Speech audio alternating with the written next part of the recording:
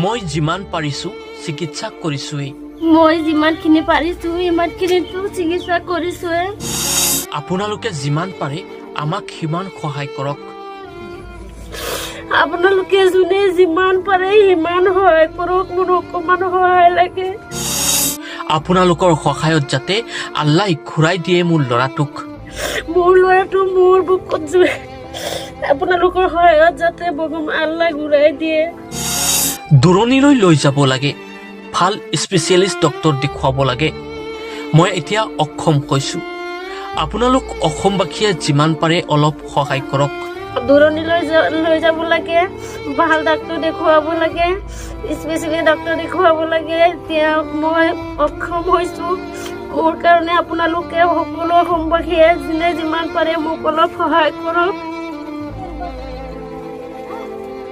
এনেদৰে কান্দি কান্দি অসমবাসীক সহায়ৰ আহ্বান জনাইছে এগৰাকী মাতৃয়ে। বিদ্যালয় যোৱাৰ বয়সতে অচিন ৰোগত আক্ৰান্ত ৱাজিবুৰ ৰহমান। মৃত্যুৰ যন্ত্ৰণাত ছটফটাই দিনৰ পিছত দিন পাৰ কৰিছে ৱাজিবুৰ ৰহমানে। চকু পানী ধৰি ৰাখিব নোৱাৰা এক অশোচনীয় ছবি এয়া। আপুনি আৰু মই সহায় নকৰিলে এই পৃথিৱীত হয়তো জীয়াই নাথাকে ৱাজিবুৰ। মোৰ এই ল'ৰাটোৰ কাৰণে ৰাইজে বহুত সহায় কৰিছে। মই অৰ্থহীন, মই যিমানখিনি পাৰিছো ইমানখিনিতো চিকিৎসা কৰিছোৱে। এতিয়া ৰাইজে সহায় কৰিছে, ৰাইজৰ সহায়তো আগবাঢ়িব পৰা নাই। আমি গোটেই অসমবাসী ৰাইজক আমি হাত জোৰ কৰি কৈছো, মোৰ ল'ৰাটোক আপোনালোকে বচাওক। আপোনালোকে যোনে যিমান পাৰে সিমান সহায় কৰক, মোৰ অকমান সহায় লাগে।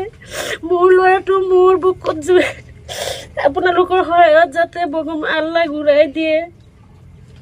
মোৰ ল'ৰাটো লৈ মই ইমান ভুক্তভোগী হৈ আছো।